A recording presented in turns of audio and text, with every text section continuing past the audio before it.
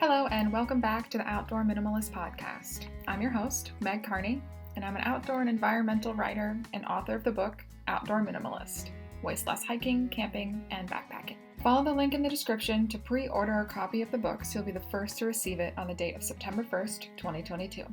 The Outdoor Minimalist podcast has a goal to give listeners actionable ways to waste less hiking, camping, backpacking, and more during every step of their process. Your impact outdoors starts long before you hit the trail and goes beyond leave no trace ethics. You'll learn how to identify sustainable outdoor brands, how to ask hard questions regarding sustainability, and begin to shift and evolve your mindset to integrate minimalism into all of your outdoor pursuits. In this episode of the Outdoor Minimalist podcast, we will be talking about dogs. So, listeners that know me are well aware that I go everywhere that I basically can with my dog Ash, and my closer friends will know that I also tend to go places with my boyfriend's dog, Tundra. Well, anywhere that they're allowed, I should say. And today on the podcast, I'll have Tundra say hello. Hi, Tundra. And I know many outdoor enthusiasts have adventure pups, and I love that so many people are giving these dogs loving homes and bringing them outside so often to kind of burn off that energy. But as many of you may also be aware, dogs can kind of cause a fair share of trouble and environmental damage. The thing is, much of that is just them being dogs. They love playing outside, digging in the dirt, sniffing after animals, probably chasing animals like Ash does. But it is up to the owners to make sure that the dogs understand why certain rules exist and how to enforce them when they're out adventuring together. So I can probably talk your ear off about adventuring with dogs, and there's a whole chapter in my book dedicated to, quote, pet problems in the outdoors, but I do not plan on talking about this alone, and that's why I'm stoked to have Jen Sotolongo on the show. Jen is the founder of the adventure dog blog, Long Haul Trekkers, and the author of the book, The Essential Guide to Hiking with Dogs. She's working toward becoming a dog trainer so she can help owners live their best lives with their dogs. And she lives in Portland, Oregon with her rescued cattle dog mix, Sitka, where they spend a lot of time exploring the best trails for running. All right, so welcome to the Outdoor Minimalist podcast, Jen. I'd love to know more about you, your work, and of course, your dog, Sitka. Hi, thanks for having me. So I am Jen Sotolongo, and I'm the founder of the adventure dog blog, Long Haul Trekkers, and the author of the book, The Essential Guide to Hiking with Dogs, which came out this May. And my dog is a 5-year-old cattle dog mix. He's a rescue from Hood River in Oregon. And we get outside as much as we can. I'm an ultra runner, so he does all of my training with me. And if we're not running, we're hiking or camping or road tripping. We're always trying to just do something fun together. Very cool. Is Sitka your first dog, or have you had dogs kind of your whole life? I had cats growing up, and I always wanted a dog, so I was kind of the neighborhood dog walker and dog sitter.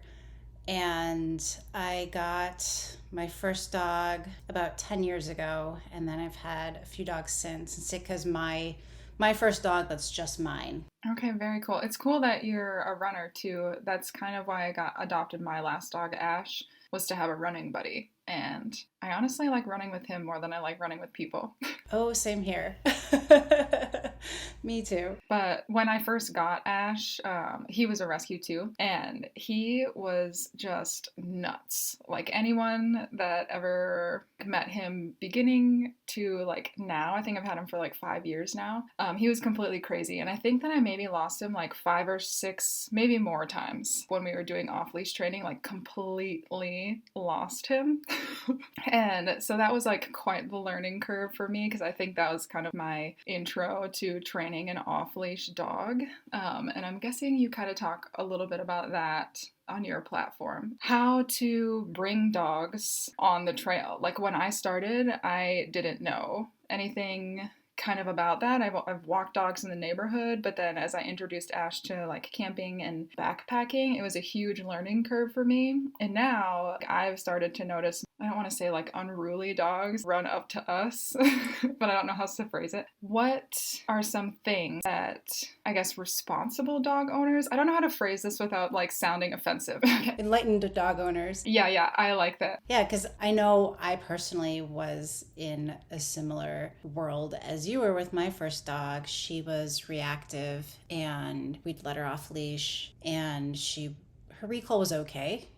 Sometimes she'd come back if we had enough treats or there was not something more distracting ahead, but it wasn't super reliable. And she would go up to dogs and try to pick a fight. And we were aware of this, but we didn't know how to stop it. And I think, a lot of dog owners, especially first time dog owners, you just kind of see other dog owners doing things. So you think it's okay. And you learn that these things are okay because people do them. But once you see the light, like once you get to that point where you're like, this is actually not okay. And for some dog owners, unfortunately, that sometimes takes a really difficult situation, whether your dog gets in a bad fight or your dog bites someone or, dogs have died.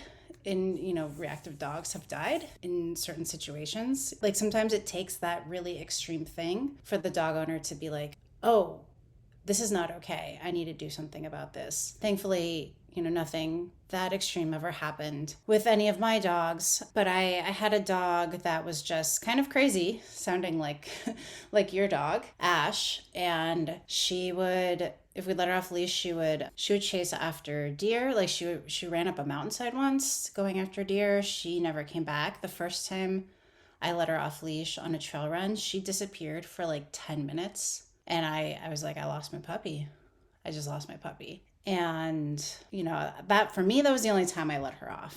My partner at the time wanted to let her off and she would just disappear or go chase things. And that for me was enough to just kind of realize that there must be a way, like people can have their dogs off leash, people can run with their dogs. There must be a different way to do it that I just don't know about. Because I was working with her, daily training, trying, using a long lead and high value treats, and it just wasn't working. And I posted about it on Instagram about how much I couldn't stand her because I didn't want to go anywhere with her. I didn't want to run with her. I didn't want to hike with her. I didn't want to take her anywhere. I just couldn't stand her. And everyone was like, you should e-collar train her. I always thought that was a terrible abusive thing. But all these people that I knew loved their dogs more than anything were telling me to try this out. And so I was like, okay, well, if they say it's okay, then there must be something to it. And so I just educated myself and learned and talked to trainers and talked to dog owners. And I didn't get a chance to try it out on that dog, but when I got Sitka, even before I got him, I knew that's what I wanted to do because I saw how much more reliable the dogs that use e-collars were with their recall, and I wanted that for my dog. So we worked with a trainer, we did one-on-one lessons, and it's really been the best decision I've ever made for any of the dogs I've had. Not only, is his recall stellar and he has more freedom, but it gives me more confidence hiking on the trails when those, unruly, unmanaged dogs come up to us, because I know that Sitka will always come back to me. I know that I'm always, when I'm hiking, I'm looking for like a space on the side or a tree stump or a rock or something I can have him just hop up onto, put him in place while the other dog comes by, or if I need to like block the dog from us. So it's nice having that reassurance that he will come back to me no matter what. Yeah, well, I use an e-collar for both Ash and then my boyfriend's dog Tundra too when I take them hiking. And honestly, that's the only reason, I think kind of you're explaining with your first dog, that's the only reason that Ash has like developed into a reliable adventure dog. I was able to train him off leash and then also to bike with me, which can be kind of dangerous with certain dogs. And now it's his favorite activity and he can reliably do it. And one thing that kind of helped sway me into the e-collar realm was someone explained to me to treat it like a really long leash. It's not like a punishment tool. It's like an extension of their leash. Does that make sense? Yep, it totally makes sense. And I think of it that way as well, because it's really, to me, it's no different from having them on a leash. I've taught Sitka, I just do 2 taps And he'll come, like if he gets out of sight or something and he comes back to me, I don't even have to say a word. Oh, is it like a beep on the e-collar, or what do you mean taps? I just do like stim taps, like low level Oh, stim taps of just mm-hmm. like tap tap, like come back please. Yeah, it's great. I don't have to say a word to him. He's like, okay, she's calling me back. It's just like a little tug on the leash that's very long. Since we're kind of talking about like off leash dog stuff, I know one thing that I've run into a lot with, especially with shared trails, so like trails that hikers, bikers, even equestrians can also use with dogs. What are some general trail etiquette pieces that maybe some people wouldn't really be aware of or know when they have a dog? The things that I personally do, I always either pull off to the side if I see other people, whether or not they have a dog. I always pull off to the side. I put my body in front of my dog because that prevents other dogs from coming up to us. I can prevent people from trying to pet him, things like that. But I'd step off to the side as much as possible, or I put him up on a log or rock, like I mentioned before. If it's a wider trail, I'll put him on the outside of me if there's another dog passing, just to use my body as a blocker between the two dogs, so that also sends the message of I don't want our dogs to meet. Doesn't always work, but I try. And then, recalling your dog or not letting them go up to other people and dogs without permission is my number one pet peeve because, I don't want other dogs in my space. I love other dogs. I love dogs. I'm there to hike. I'm not there to socialize with everyone and their dogs. And my dog can be reactive, and I don't know what the other dog is like. I don't know that dog at all, so I just don't ever let my dog be approached by other dogs. And some people have a really hard time with that. So yeah, I recall Sitka every single time we see or hear a person or another dog. And then, with horses, especially, if your dog does not have off leash recall and there's horses on a shared trail, then you need to be very sure that your dog will come back to you because horses can spook really easily and they can kick your dog if your dog's not coming back. And that can be dangerous to the person riding the horse. They could fall off. It can be a really, really dangerous situation with horses. Yeah, if I know I'm on a shared trail, Sitka gets very excited about horses. So I try and like when I know they're passing, he comes back, but I try and get as far away from them as I can because I don't want to spook the horse. Yeah, I think a piece of that, at least for me, with trail etiquette kind of developed as my relationship with my dog got stronger, and then we could work more on recall and things like that. But a lot of times I think it does boil down to understanding, well, first the trail rules, like if the dog's even allowed off leash, and then also understanding like how your dog will react, because like Ash, he can also be relatively unpredictable. I mean, any dog can because they're animals. But yeah, same, like some people will come up to us while we're hiking or biking or something and want to pet Ash, and sometimes they can get pretty offended when I'm like, no, sorry, like I don't really want him to interact with you or your dog or your family, whatever. But I don't know you, I don't really know how you're going to interact with my dog. He can also be reactive, like to the point where he used to wear a muzzle when we would go out. He's a lot better now, but I think that piece of just kind of like understanding people's boundaries with their pets is really important, at least to me as a dog owner. Yeah, it's super important because I think a lot of people don't know how to appropriately pet dogs. They often go for the head, or like I call it machine washing their head, or they'll like drum their head. And I just dogs don't really enjoy that. I wouldn't enjoy that if someone's like drumming my head, So again, I think it's these things where we see people petting dogs this way, and so they think that's how it's done. So yeah, I just kind of keep aware of, I was on a hike recently and I was filtering my water in a little stream, and I had Sitka next to me, and some people passed, and one of the women started petting Sitka, and I just, you just like always have to be aware of like where other people are in relation to what you're doing and where your dog is. And so I just called them over to me.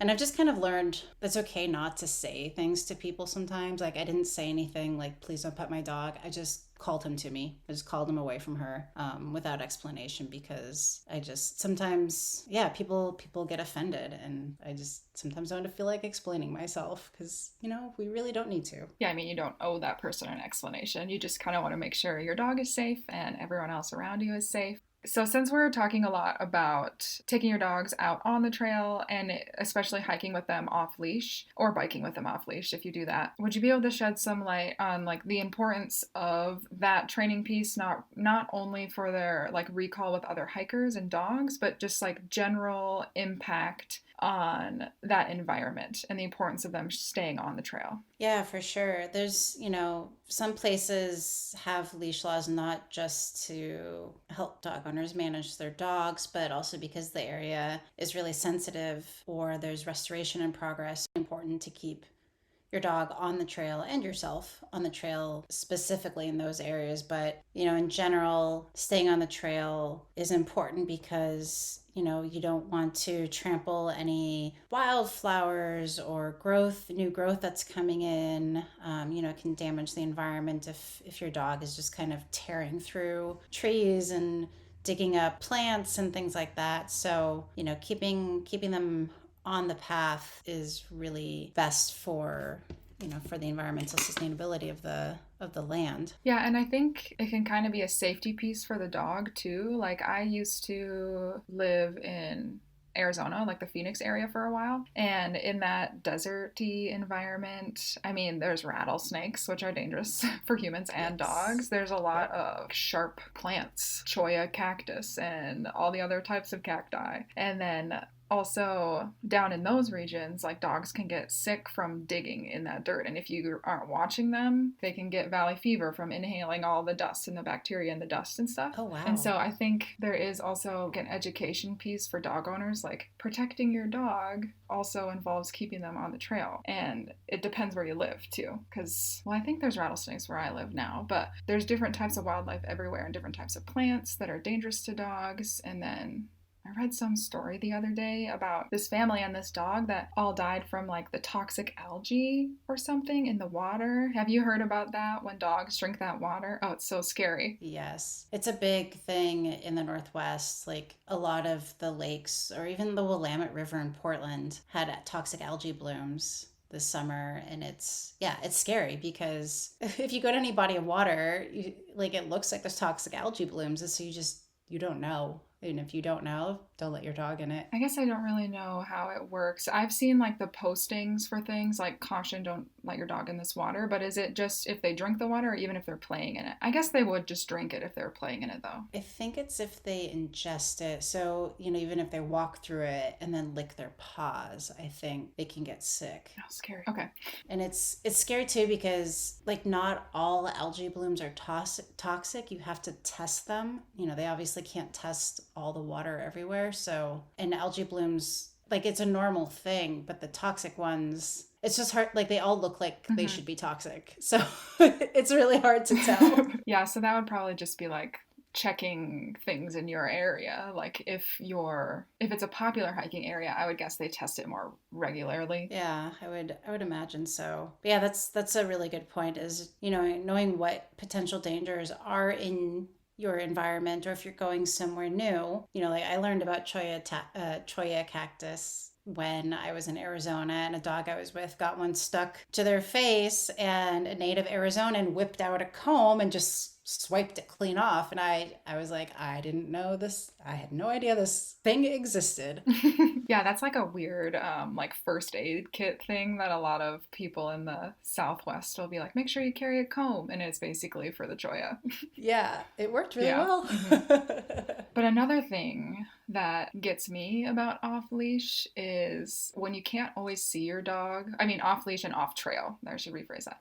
When you can't always see your dog, you also can't always see when they're pooping. And dog poop, I could probably do a whole episode on just talking about dog poop, but yes. I don't want to go too far into it. But I would love to talk about it with you and just kind of get your experiences, what you've seen, and then probably just what you know about the importance of picking up dog poop and what is the best way to carry it while you're hiking. I could also talk about dog poop all day. Yes, pick up your dog poop and carry it with you through the whole hike. So, like I'm sure many dog owners, when I first had my dogs, I saw everyone else leaving their dog poop bags on the side of the trail. And I was like, I guess this is an okay thing to do because carrying dog poop for 6 miles, or if you're running, is not really pleasant. So this is what people do. So it must be okay. And inevitably, my dog, I feel like this is just written in their DNA. Like you walk them around the parking lot for several minutes, they don't poop, and you're like, okay, I guess they're not going to poop.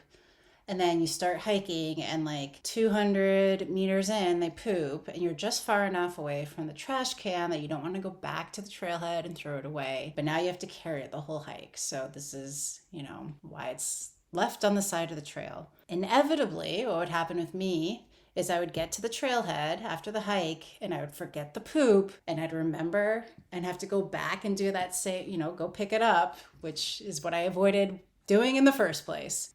And so as I became, an enlightened dog owner, I was like, this is not okay. It's unsightly. It bothers other hikers, and nobody wants to see dog poop bags. And I always forget to pick it up anyway and have to go back and get it. So let's just do something different. So my dog still does, dogs just do this. He still poops 200 meters after we start, and I have to carry the poop with me the whole time. So I have a few tools that I use to carry the poop. I have a thing called a tag along that is like a leaf shaped device that has little slots in it, and you can put the poop bag in the slot. So you just put it right below the knot, just slide it in, and that carries your poop bag for you. And I have several. I have one on my leash, I have one on my backpack, and they're really great because you can carry your dog's poop hands free. I think those are the same ones that I use. I love them. Mm-hmm. There's something called a poo vault that is like a little plastic box that you can attach to your backpack, and it keeps, depending on the size of your dog. My dogs, it would keep 1, maybe 2 bags of poop in there. So it's enclosed, so it's more, it prevents the smell from staying with you, wafting through the air as you hike. I think Roughwear came out recently with a little fanny pack thing where you can put your dog's poop in it. If I'm running, I just put it in my running vest, which is not pleasant, but it has lots of pockets, and one is just the dedicated dog poop pocket, and that, just is what it is. You can also have your dog wear like a low profile backpack and have them carry it if you're going for a really long run. So those are several options. Those are what I do when I'm dealing with dog poop on the trail. Because it's, like you were saying, if your dog's off leash and wandering around, you don't always see when they're pooping. Or if your dog is like mine, he likes to poop in like bushes, and it's hard enough for me to see where he pooped when I actually watch him poop and I can't find it, It takes me a few minutes to find it. So if I didn't watch him poop, I would have no idea where he went because he's very good at hiding it. But I think the number is something like dogs produce like 10 million tons of waste annually. And is that just in the United States or? Yes, that's just in the US. Okay. And I have a blog post all about dog poop. Oh, I should link to that. That would be a good resource. So in 2018, Leave No Trace conducted a study on dog waste in Boulder, Colorado's open space and mountain parks. And of the 150 miles of public trails over 45,000 acres, 90% are open to dogs, and they found an estimated 30 tons of pet waste left behind on those trails. And that's a lot. And the problem with that is that when dog poop is left on the trail, or human poop, but we're talking about dogs, their food, especially if they eat kibble, is enriched with nutrients. And so when they poop, they're adding those nutrients back into an ecosystem in which it's not native. And so it can destabilize that ecosystem over time, which can lead to things like algae blooms, like we discussed. It can lead to the growth of invasive weeds, which can affect plant and native species populations. And so that's why it's really important to pick up after your dog. Yes, it'll decompose over time, but as it's decomposing, it's adding those things that are not native back to the soil. Whereas where wild animals poop that live in that forest, they're eating from that forest and then giving back to that forest, what they took. So it's nothing new being added, which I think is something a lot of people don't necessarily understand about, like why wild animal poop is okay, but not dog poop. Yeah, I think that is a really important distinction for people to make because I have had like people that I'm hiking with like comment on why I decide to pick up my dog poop and stuff since they're an animal, and I kind of explained the exact same thing that you did. So that education piece is important as a dog owner and understanding if you are recreating with your dog in that space, what are your responsibilities to take care of yourself, your dog, and then also that ecosystem. Yep. Yep. And a little hack, it's not really a hack, but something I've learned that's okay to do. So if your dog is one of the nice ones that poops at the trailhead, you can put the poop, just the poop, not the bag, just the poop, down. If there's a toilet, like a vault toilet there at the trailhead, you can put the poop down there. So you don't have to carry a bag with you or have,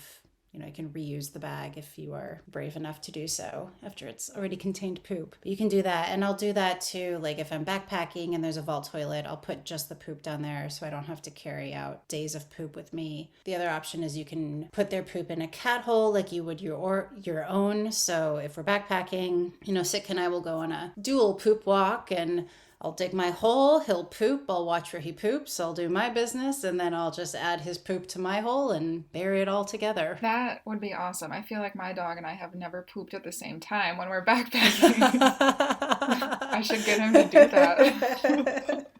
Got to get on the same schedule. I know, jeez. Yeah, you talking about the vault toilet is really interesting. Have you ever used, I saw this one poop receptacle picker-upper thing. It's called pooch paper. Have you seen that? Oh yeah, I have seen that. Would you be able to put that in a vault toilet or no? If it's... Because I mean, it's not like toilet paper. That I don't know.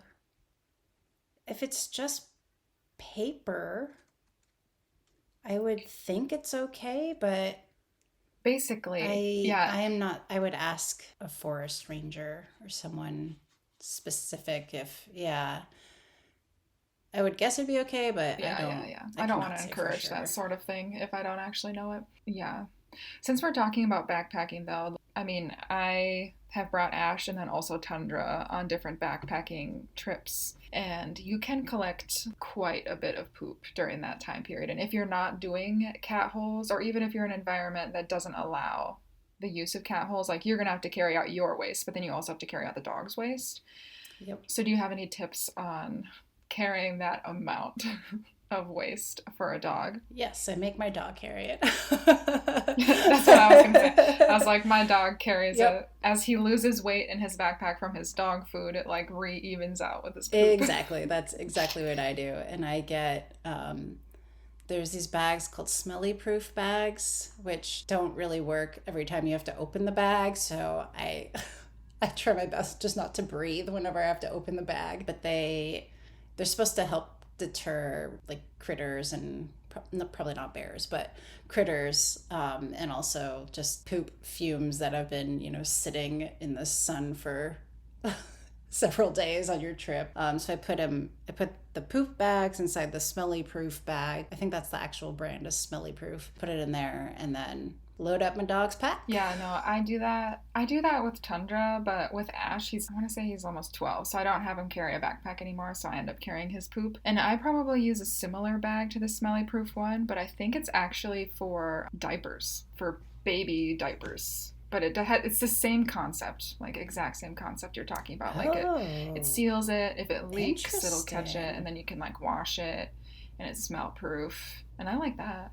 But it's not specifically for dogs. I'm going to have to look into that because diapers smell just as bad. Probably worse. So you're kind of working on your dog training. Is that like a certificate, or just to teach classes for dog training? I'm trying to figure out my dog training journey. It all started with the crazy dog that I had that would go chase deer up mountainsides, because I just started really digging in and learning more about dog training and dog behavior, and just got really into it. So over the past several months, I've been interning with the trainer that I worked with for Sitka, and then I was just in Durango, Colorado, where I shadowed a trainer there, and it's really fun. And I'm just kind of trying to figure out what that looks like for me, what I want it to look like. My friend Melissa, who's a dog trainer, we just hosted Adventure Dog Camp together in Central Oregon in September. And so I'm kind of envisioning a cross between Adventure Dog Camp and dog training, whether that means specific dog training camps. This one was more activities and doing things outdoors with your dog, but whether that's kind of dog training boot camp type things, or taking dogs that are already trained by other people and then teaching them the skills to do things outdoors with their dog, like hike and paddleboard and cross-country ski, things like that. So yeah, I'm in the process of trying to figure out what that looks like, but I definitely want to become a dog trainer of some sort, or add that to the many things that I do. I mean, it seems to fit pretty perfectly with the life path that you're on right now with your dogs and the platform that you share on. But as far as like dog ownership goes, do you recommend that a lot of people like invest in their dog and then their relationship with their dog by going to a dog trainer, especially if they do outdoor activities? 100% yes. Hiring a dog trainer was the best thing I've ever done for my dog. It was the best investment I've ever made for him. And, I'm someone who, I do a ton of research on everything that I do or every decision I make. And I'm someone who I can often figure things out on my own. And I tried that with dog training, and, it didn't work.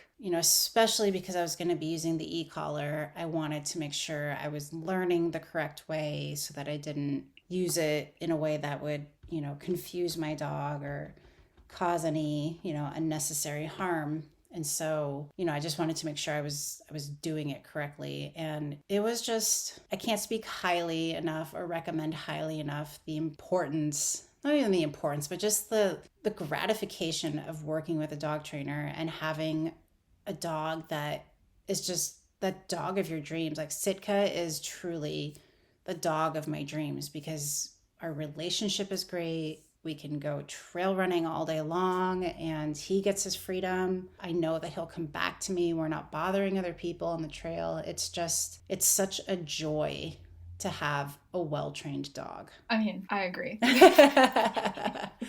with pretty much everything that you said. But I know I am trying to speak on this point in a lot of my episodes, is that sometimes that like accessibility piece, like maybe it's the place that you live or you're a transient person, or you just can't necessarily afford a dog trainer quite yet. Are there other resources that you would recommend to people if they decided to kind of attempt the dog training on their own accord? Yeah, so there's a lot of options now. A lot of dog trainers are doing virtual lessons. So if you're someone who's transient, that's a great option for you because, there's even a lot of dog trainers that are transient.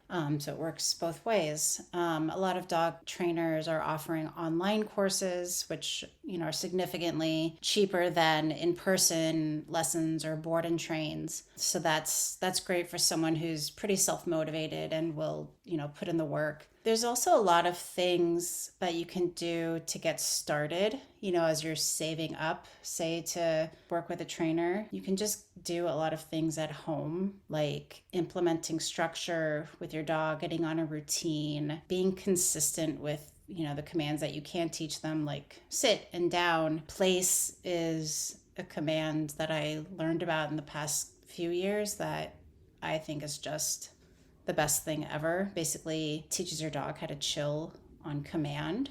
And my dog has a place cot that's, now it's just his bed, but I can put him on place anywhere. Again, I'll mention the logs and the rocks. I do that on the trail. I can do it on a bench. My dog thinks all picnic tables are place benches now. Sometimes it can be a little embarrassing, but that command just really teaches your dog to chill out, and you can put them on place when you're cooking so that they're not under your feet and you're not worried about like dropping a knife on them when you trip on them. You can put them on place when guests come to the door and they can stay there instead of jumping all over your guests. So that's something I would work on. I have something I recommend people can use when they're getting started with the place is Karen Overall's relaxation protocol. It just kind of takes you through these steps of how to teach your dog place and how to kind of add more challenges so that they get used to that duration of staying in the same spot. And then I would say the other important thing that people can teach their dogs before they start working with a trainer is crate training. This is just, I think it's a really essential life skill for any dog, whether they are chill at home when you're gone or not. I like to put Sitka in his crate after we've done a training session so he can just process what we've done. I put him in there, when people come over so he's not jumping on them. It's great if your dog has to be overnighted at the vet for whatever reason, or, I live in Oregon where we have wildfires. So if there's a wildfire evacuation, he will go in his crates, and that's, how we'll transport him if it ever comes to that. There's a ton of reasons that crate training is a super important skill for dogs to know. So going back to your original question of, how can training be more accessible? I would say start out with those things that you can do kind of without a trainer and, save up for the trainer that you want. And then if you're doing these things before you get to the training is going to be that much easier when you get to that point where you can hire a trainer. Yeah, that makes a lot of sense. That's a lot of really great information and resources, and I'll link one of the things that you said in the description, so if people want to look at it, they can. And with that, how can people find you and your website and your book if they wanted to learn more about hiking with their dog? Sure. The blog is called Long Haul Trekkers, and the address is longhaultrekkers.com. I'm on Instagram at Long Haul Trekkers. And my book is called The Essential Guide to Hiking with Dogs, and you can get that anywhere books are sold. I like to direct people to their local bookstore, and you can get a signed copy from me if you order directly from me on my website. And if you're lucky, sometimes I go around to different bookstores and sign my book if I'm in town and I have my stuff with me. Sitka signs them too. Oh, cute. Yeah. I love that. Well, that's awesome, Jen. I'm really glad that you could be on the show, and I feel like we could talk a lot about dogs. But yeah, I just want to say thanks for being here. Thank you so much for having me. It was such a pleasure.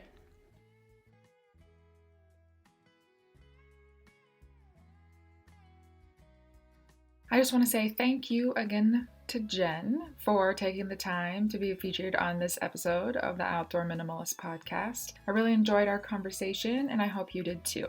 If you have more questions about dogs and adventuring with dogs, I would love to know them. Jen and I discussed briefly about potentially doing another episode, more about dog training in general. But if there are topics that we didn't cover about how to adventure with your dog in a sustainable and environmentally friendly way, I would love to know your feedback, and I want to hear what you want to hear. So thanks for listening, and if you like what you hear, let me know.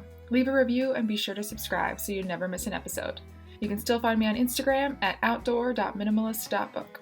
Follow there for daily updates, other educational resources, and to help build an outdoor community with the shared goal to create a better outdoor space as we recreate.